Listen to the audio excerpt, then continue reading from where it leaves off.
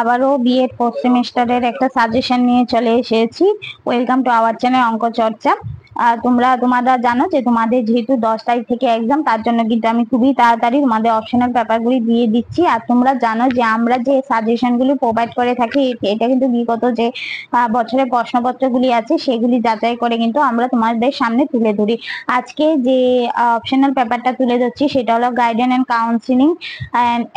এই অপশনাল পেপারটা যদি তোমরা অতি স্বল্প মূল্যে নিতে চাও তাহলে কিন্তু স্ক্রিনে দেওয়া নাম্বারে তোমরা যোগাযোগ করতে পারো। আর দেখো, অবভিয়াসলি আমি একটা জিনিস বলে রাখি, অনেকেই কিন্তু আমাদের কাছে ইংলিশ ভার্সন চাইছে। দেখো, গাইডেন্স কাউন্সিলিং এটা আমরা ইংলিশ ভার্সন কোথা থেকে দেবো বলো? বাংলা ভার্সনে দিতে আমাদের অনেকটা কষ্টকর হয়ে যাচ্ছে, কারণ আগের ইয়ারের কোশ্চেন পাওয়া যায় না, বা আগের ইয়ারের কিছু বই পাওয়া যায় না, কোনো কিছু পাওয়া যায় না অপশনাল কোর্সগুলি। আর কিছু কলেজের মধ্যে এমন অপশনাল কোর্স দেয়, মানে এগুলি তো পাওয়াই যায় না। তারপরও বাংলা যে করেই হোক আমরা কালেকশন করি, কিন্তু ইংলিশ ভার্সন তো খুবই মানে টাফ, কালেকশন করা একদমই মানে সম্ভব না।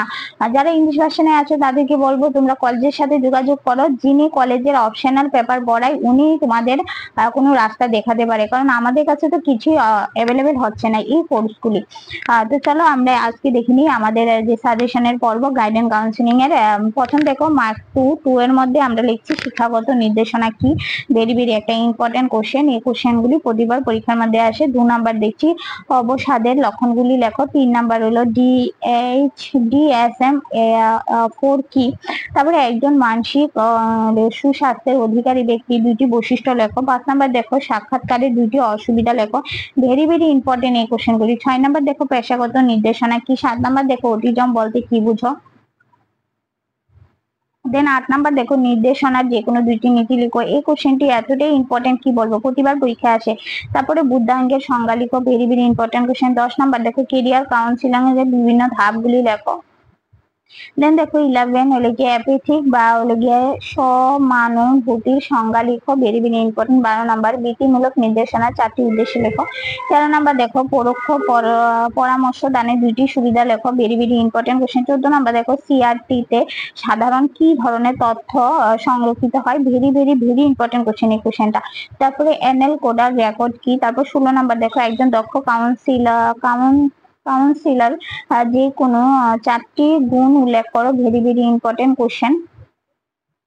তারপর 17 নাম্বার দেখো সিআরসি এর 2টি সুবিধা লেখো। সিআরসি এর 2টি সুবিধা। 18 নাম্বার লেখো ওসিডি কি। 18 নাম্বার হলো ওসিডি কি। তারপর আমরা চলে যাব আমাদের 5 মার্কের কোশ্চেন, যেখানে 1 নাম্বার নির্দেশনা কিভাবে শিক্ষার সাথে সম্পর্কযুক্ত। Very very important question. এই কোশ্চেনগুলি এতবারই পরীক্ষায় রিপিট করে, মানে কি বলবো তোমাদের, মানে প্রতিটা ইয়ারে এই কোশ্চেনগুলি আসে। 2 নাম্বার দেখো মাধ্যমিক শিক্ষা ক্ষেত্রে নির্দেশনা পরিষেবার প্রয়োজন কি, প্রয়োজন কেন, বা প্রয়োজন কি, বা বর্ণনা করো, এরকম আসতে পারে।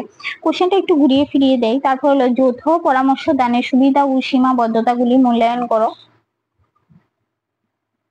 4 নাম্বার দেখো ADHD এর লক্ষণ ও চিকিৎসার পদ্ধতি সংক্ষেপে আলোচনা করো। ভেরি ভেরি ইম্পর্টেন্ট এই কোশ্চেনগুলি।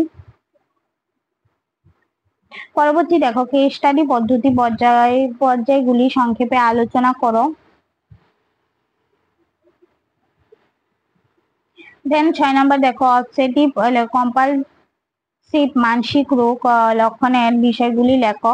তারপর 7 নাম্বার দেখো দুর্বল মানসিক স্বাস্থ্যের লক্ষণগুলি কি কি। 8 নাম্বার দেখো অপসংহতির কারণগুলি লেখো। ভেরি ভেরি ইম্পর্টেন্ট কোশ্চেন এই প্রশ্নটা। আমি যেগুলি ইম্পর্টেন্ট বলছি এই কোশ্চেনগুলি ভালো করে পড়ে নেবে তোমরা। 9 নাম্বার দেখো ব্যতিগ্রস্ত মিথ্যা কথনের কারণগুলি কি। ভেরি ভেরি ইম্পর্টেন্ট একটা কোশ্চেন এটাও।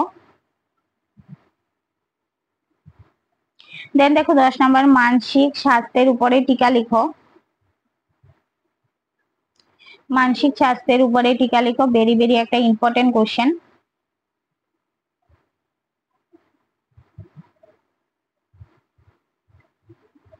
আগ্রহ বর্ণনামূলক তালিকার ব্যবহারগুলি লিখো। নির্দেশনা ও পরামর্শ দানের মধ্যে পার্থক্য, এটা কিন্তু একটা ভেরি ভেরি ইম্পর্টেন্ট কোশ্চেন। এটা কিন্তু তোমার্কেও আসে, এটা কিন্তু তোমার্কে আসার মানে চান্স সব থেকে বেশি থাকে এই কোশ্চেনটা। 13 নাম্বার পরামর্শদাতা ব্যবহার করতে পারেন এরকম বিভিন্ন প্রকারের সাক্ষাৎকার ব্যাখ্যা করো।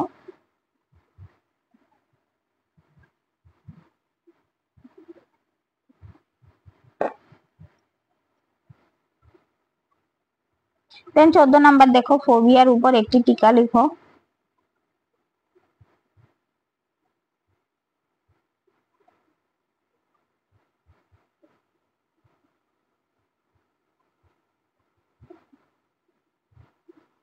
পনেরো নাম্বার দেখো মানসিক স্বাস্থ্য সংক্রান্ত নির্ধারণগুলি লিখো।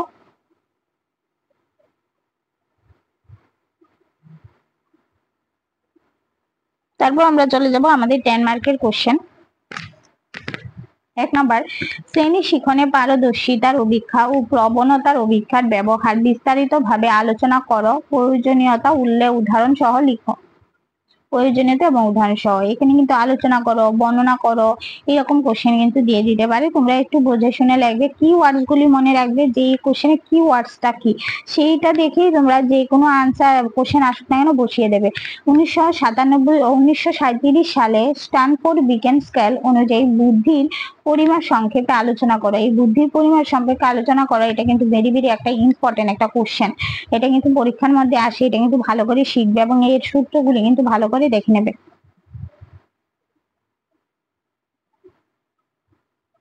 3 নাম্বার দেখো মানসিক স্বাস্থ্যের বর্ণনা লিখো। সুস্থ মানসিক স্বাস্থ্য রক্ষায় গৃহ এবং বিদ্যালয়ের ভূমিকা বর্ণনা করো।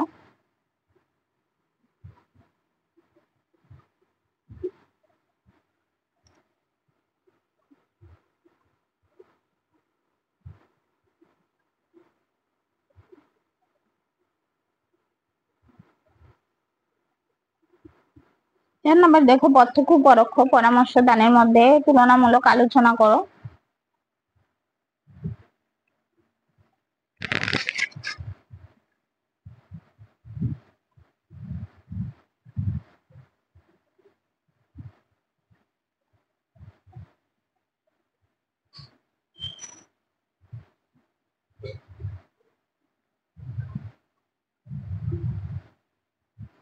তারপর 5 নাম্বার দেখো নির্দেশনা কাকে বলে। উপদেশের সঙ্গে নির্দেশনার পার্থক্য লিখো। বিদ্যালয়ের শিক্ষায় নির্দেশনার প্রয়োজনীয়তা ব্যাখ্যা করো। Very very important question নির্দেশনাটা।